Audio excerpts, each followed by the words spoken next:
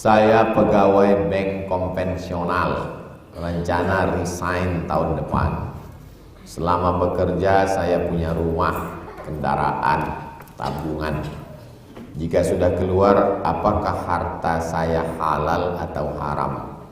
Jika haram, bagaimana cara mensucikannya?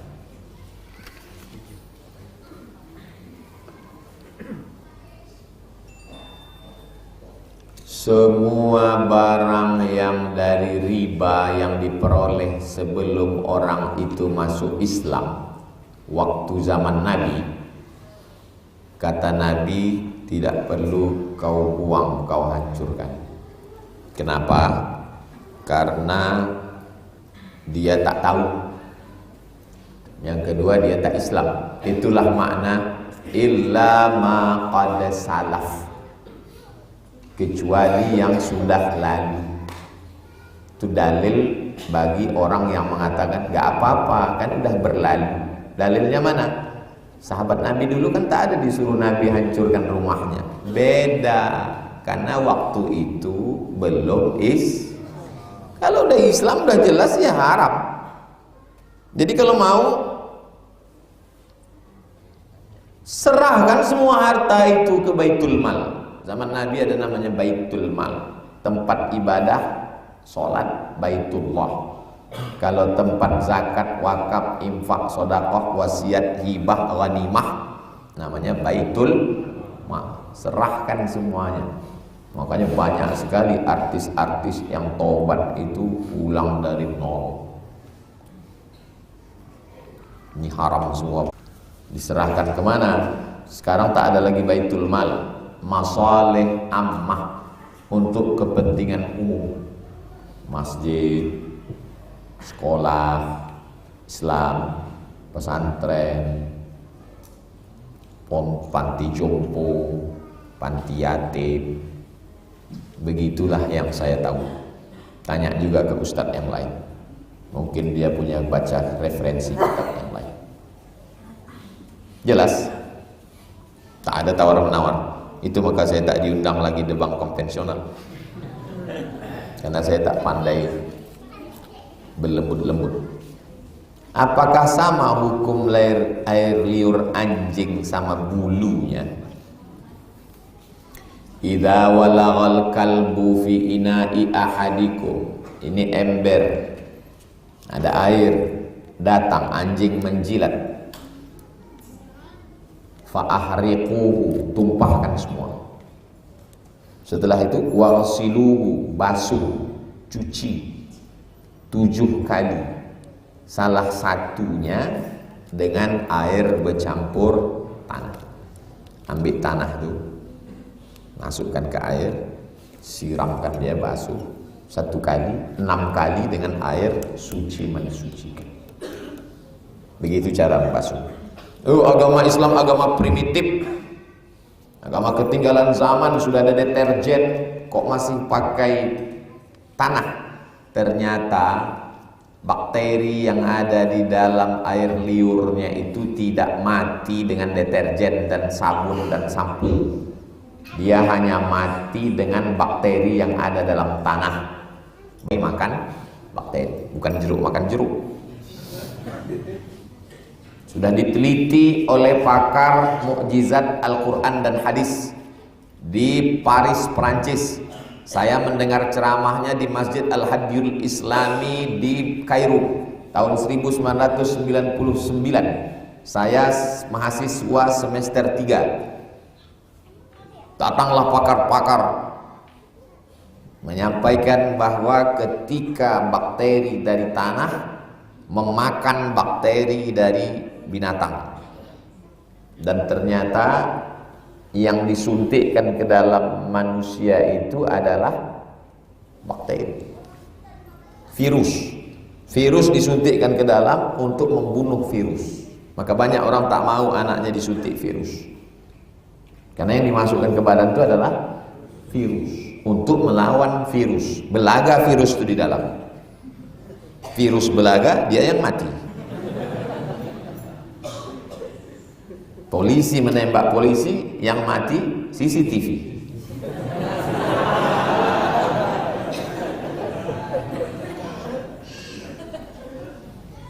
Itu tentang air liur. Bagaimana dengan bulu? Kalau sama-sama kering, tak perlu disamak. Antum kering, anjing itu kering. Jam 12 siang, berselisih sama anjing. Disenggolkannya sedikit badannya. Kata anjing, tak perlu disamak karena sama-sama kering. Pas anjing itu bersenggol, anjing itu kering, kulit antum basah. Lidah anjing itu basah apa kering? Basah. Dijilatnya kulit antum kering. Itu maka disamak. Sama-sama basah, tak perlu disamak. Contohnya, antum mandi sama anjing itu di kolam renang. Sama-sama basah. Ada anjing tenggelam. Antum, kalau nampak antum anjing tenggelam, antum selamatkan atau tidak? Kenapa tak diselamatkan? Dia makhluk Allah. Mau dicari tangguh, tak ada. Masuk antum, mengangkat anjing. Antum letak, tak perlu disamak karena sama-sama basah. Jelas? Sebelumnya menyampaikan salam dari warga Indragiri Hulu. Wa alaika wa alaihimussalam warahmatullahi wabarakatuh. Karena waktu saya buat status kemarin banyak yang kirim salam, Pak Ustaz. Kirim salam ini mana dalilnya? Dalilnya adalah Nabi menyampaikan salam malaikat Jibril kepada Aisyah. Jibril yuqri'uki salam. Itulah dalil menitip salam. Dan dulu sahabat Nabi kalau dia mau pergi umrah, datang kawan-kawan menitipkan salam untuk Rasulullah SAW. Sampaikan salam saya untuk Rasulullah, maka nanti di depan makam Rasulullah, Assalamualaikum ya Rasulullah, dari semua sahabat kawanku. Kalau tak ingat nama-namanya, kalau ingat dicatat. Salam dari si fulan, Assalamualaikum ya Rasulullah. Salam dari fulan, Assalamualaikum. Itu dalil menitipkan salam. Zaman dulu orang sebelum umroh ramai-ramai menitip salam. Sekarang ada yang menitip ceret kuning, tempat celak, batu cincin, tasbih batu. Saya bertanya, apa hukumnya ketika selesai azan dikumandangkan melantunkan sholawat? Innallaha wa malaikatahu yusholluna 'alan nabi ya ayyuhalladzina amanu sallu 'alaihi wa sallimu taslima. Tak ada larangan bersolawat setelah azan. Lalu kemudian orang itu bersolawat untuk mengingatkan supaya masyarakat ini bersolawat, melantunkan solawat. Ada solawat burdah, ada solawat dibai, ada solawat simtud durar, ada solawat al-barzanji, ada solawat nariyah, ada solawat tafrijiyah. Banyak sekali solawat yang disusun oleh ulama dengan kata-kata yang indah.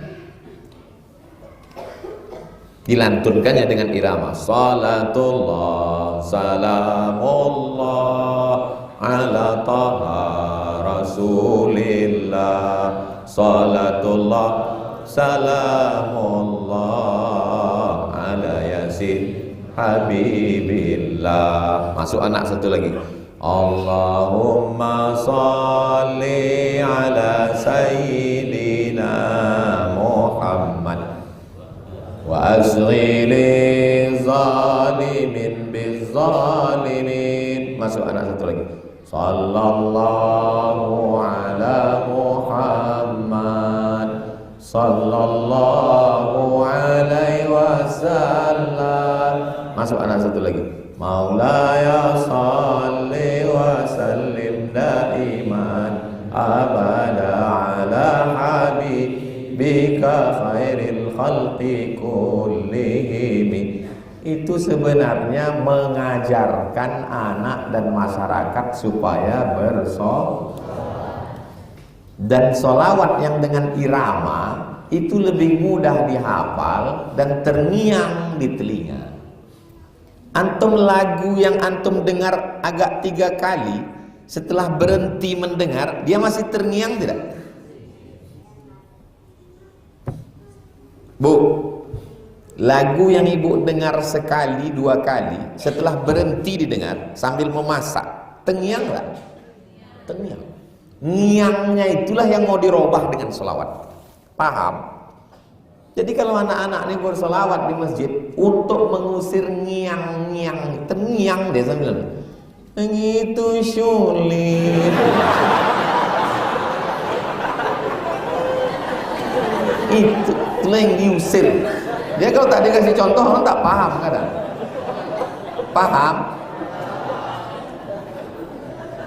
Kadang orang tak paham dia kenapa orang ini berselawat di masjid untuk mengusir ngiang itu. Antum di ruang ICU sendirian, itu semua suara kembali terngiang. Mana yang paling sering antum dengar, itulah nanti yang akan terngiang waktu mau sakaratul maut. Datang suara itu balik, rekaman-rekaman itu balik. Itulah maka kita disuruh sering mendengar Bayangkan antum di ruang ICU, anak, menantu, cucu, kawan, sahabat tak boleh masuk karena security. Saya datang menjenguk Ustadz almarhum Ustadz Johar Arifin di rumah sakit, tak boleh masuk. Naik ke lantai atas, tak, lihat aja di kaca, sendirian di dalam. Tapi kalau antum tasbih, itu yang subhanallah, alhamdulillah, la ilaha illallah, wallahu akbar. Itu maka orang itu bersolawat. Antum pergi kemana-mana, solawat itu selalu dengan irama, karena itu nanti yang terngiang di telinga. Ngiang-ngiangnya itu yang mau diusir dengan solawat. Jika anak baru lahir bisa bernapas beberapa jam meninggal, apakah orang tuanya wajib akikah? Tidak ada satu mazhab pun yang mewajibkan akikah. Akikah itu hukumnya sunat muakkad 7 hari. Tak bisa 7 hari 14, tak bisa 4 21, tak bisa tak tengok tanggal. Ibu bapak yang sekarang sudah 40 50 yang belum akikah, pulang dari sini beli kambing, buat acara sore. Nanti saya sore pulang dari Pelalawan, insya Allah saya singgah. Akikah saja, jangan ibu bercukur rambut, jangan minta ayun pakai marhaban. Akikah saja boleh dilaksanakan, baik kurang maupun lebih maka boleh dilaksanakan, tetap dapat pahala tidak wajib. Akikah itu hukumnya sunat muakkad. Kalau kuat wajib, kalau tak kuat sunat. Antara kuat dan tak kuat sunat muakkad. Jangan diotak-atik hukum taklifi namanya. Namanya hukum taklifi.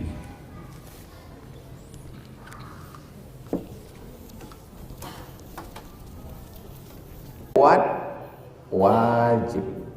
Kalau amarnya tak kuat sunnah. Kalau nahinya kuat haram. Kalau nahinya tak kuat makruh. Tak disuruh, tak dilarang mubah. Antara kuat dan tak kuat sunnah muakkadah. Ini 5 hukum taklif ini jangan antum taati. Jangan yang makruh antum naikkan ke haram, yang sunat antum naikkan ke wajib. Sesak napas jamaah. Itu yang banyak sekarang. Yang makruh dinaikkannya ke haram, yang sunat dinaikkannya ke wajib. Akikah itu sunat apa wajib? Sunat. Saya tak maulah akikah Pak Ustadz, parah. Orang bayi tabung 100 juta, kau baru nikah 3 bulan langsung punya anak. Begitu besar nikmat Allah, kenapa kau tak akikah? Ada warga belum bercerai dengan suaminya, tapi dia menikah lagi dengan orang lain. Warga di sekitarnya tak tahu, cuman saya tahu. Apa hukumnya Pak Ustaz? Maka nikahnya tidak sah.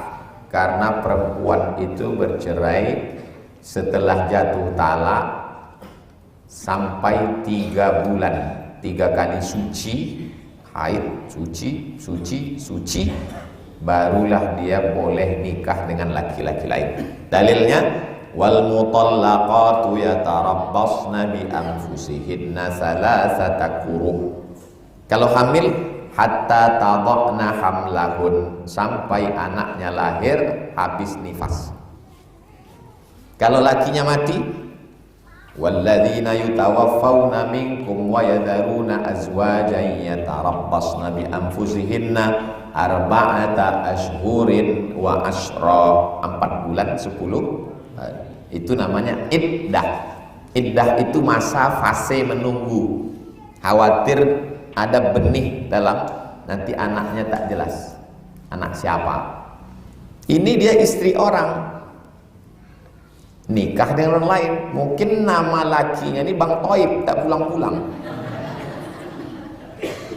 maka bininya nikah lagi. Tidak ada KUA di Indonesia yang berani menikahkan istri orang, karena dia bisa dipidana. Dengan syarat suami yang pertama menuntut. Kalau suaminya diam. Tapi kita sebagai masyarakat mesti kasih tahu. Kalau ibu bapak segan ngasih tahu, kirimkan video nih, potongan. Kamu bini orang masih terikat dengan suamimu, pernikahanmu dengan laki-laki yang kedua itu haram, dan kau laki-laki menikahi bini orang haram. Selama kalian hubungan sampai sekarang zina. Solusinya, suami yang pertama itu menceraikan istrinya ini kalau dia memang tak mau lagi. Setelah itu habis iddah 3 bulan, barulah menikah dengan yang kedua. Jelas? Jangan sampai turun laknat Allah ke kampung kita ini gara-gara perbuatan maksiat. Kenapa ketika ada orang meninggal, orang yang bertakziah sering dibacakan Yasin?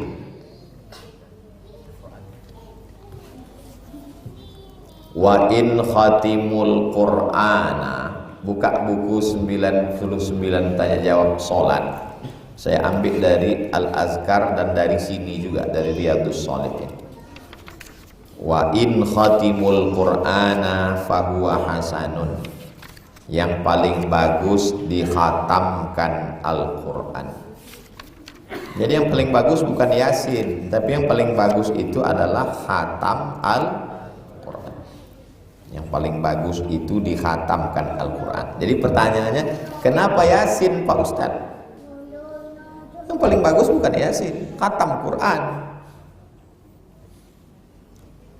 Yang paling bagus itu satu orang mengkhatamkan dari Al-Fatihah sampai ke An-Nas. Kalau tak sanggup, itulah maka ada Quran yang dibagi sejuz-sejuz, juz 1, juz 2, juz 3. Habis itu kita buat acara khatam. Ya Allah, sampaikanlah pahala bacaan kami bersama-sama nih. Tapi karena tak sanggup membaca sekhatam Quran, likulli syai'in qalbun, segala sesuatu punya hati.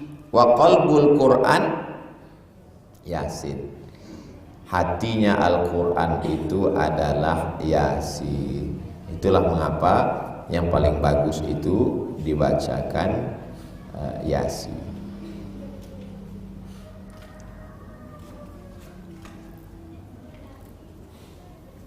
Dibacakan Yasin. Lalu kemudian paling tinggi sekhatam Quran. Kalau tak sanggup, hatinya Quran. Apa hatinya Quran? Yasin. Kalau tak sanggup, paling bawah Ummul Quran Al-Fatihah. Sampai bacaan Quran untuk orang meninggal itu Pak Ustaz, sampai lengkap dalilnya dalam 37 masalah populer.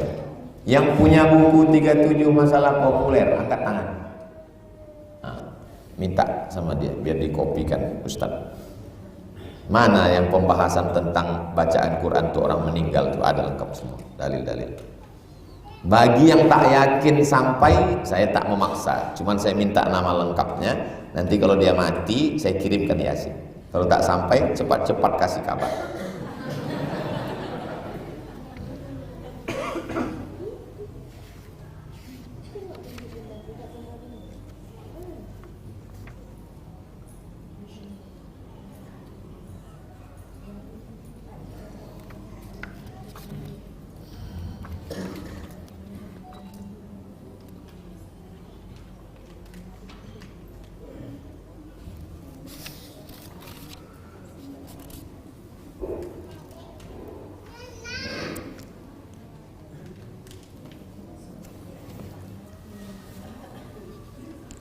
Hidupkan kameranya, rekam. Nanti pas saya bilang 1, 2, 3, action.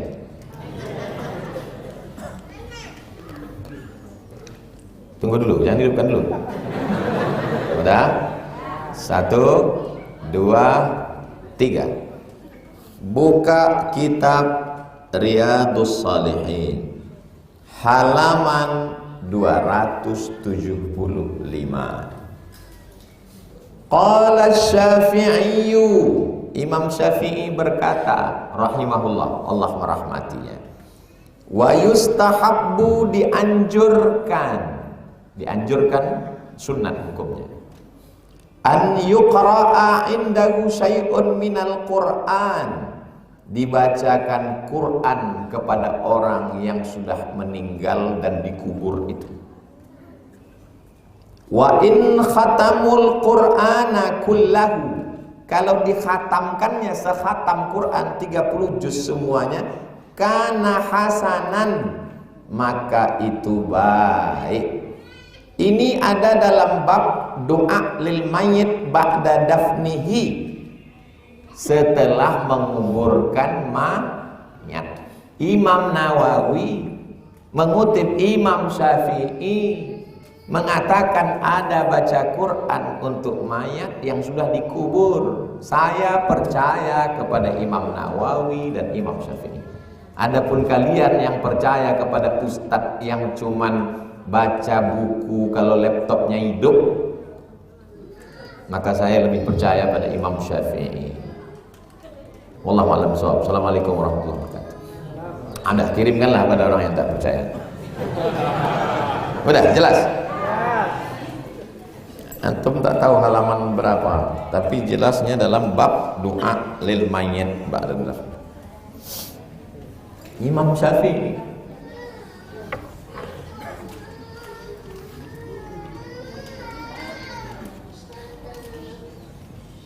Kami memiliki majelis taklim, kami punya ketua, tak mau musyawarah kalau memutuskan, lebih sering antum musyawarah lah. Ini curhat. Sedangkan Nabi musyawarah, tidak bisa main putus sendiri, harus musyawarah. Musyawarah. Wa amruhum syura bainahum, musyawarah. Tak boleh main putus-putus sendiri. Saya ingin menjadi make up pengantin tanpa bulu mata, tanpa soft lens. Bulu mata itu mana? Ini. Ada saya tengok yang dipasang orang tuh di TikTok tuh sampai bawa gini bulu mata tuh. Tanpa soft lens, dibuat soft lens mata tuh biru, hijau, merah, macam Dracula. Dan cukur alis nih habis. Waktu duduk di pelaminan tuh cantik, pas malam tuh waktu macam terkejut lah. Ayo gitu. Mak, begini rupa kau rupanya dek. Gitu. Di Pekanbaru jarang begini. Bagaimana hukumnya menjadi make up pengantin nih Pak Ustadz? Dalilnya, hadisnya diriwayatkan Abdullah bin Mas'ud radhiyallahu anhu. La'anallahul washimat, Allah melaknat yang membuat tato. Wal mutashimat, minta buatkan tato.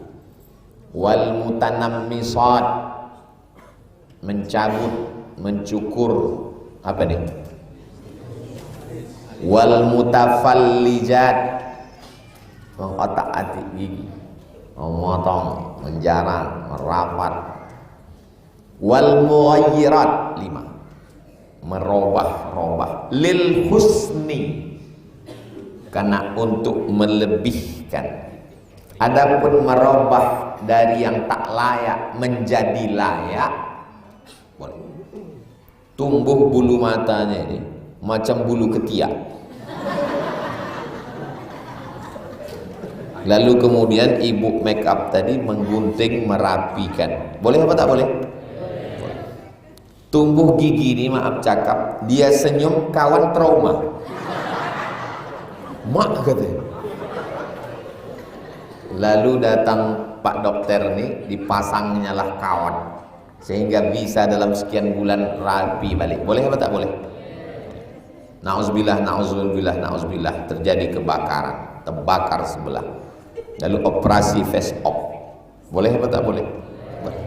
Merubah yang tak layak menjadi layak, boleh. Tapi yang sudah layak, merubah dari yang tak normal menjadi normal, boleh.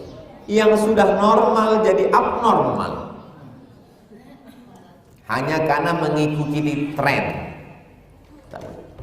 Jadi kalau mau makeup artis, sekedar-sekedarnya saja, bukan makeup artis, makeup pengantin. Kalau tak dikasih bedak dia nih Pak Ustadz, nanti disangka orang kuntilanak nikah, pucat muka. Kasihlah bedak sesuai warna kulit, bedak sesuai warna kulit. Karena banyak sekarang orang muka putih, tangan hitam.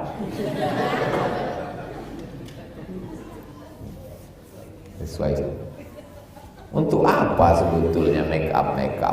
Kan untuk orang aja. Bini itu untuk orang apa untuk laki? Prinsip utama bini untuk laki, bukan untuk orang. Sekarang banyak orang bininya untuk orang. Saya bertamu ke rumah jamaah. Assalamualaikum. Waalaikumsalam. Buka pintu, saya terkejut. Salah rumahnya. Rupanya memang rumah orang itu. Kalau keluar rumah,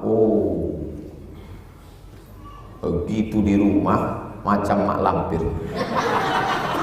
Rupanya make up tuh untuk laki orang. Ibu bermake up untuk laki di rumah, bukan untuk laki orang. Banyak sekarang perempuan kalau mau keluar rumah,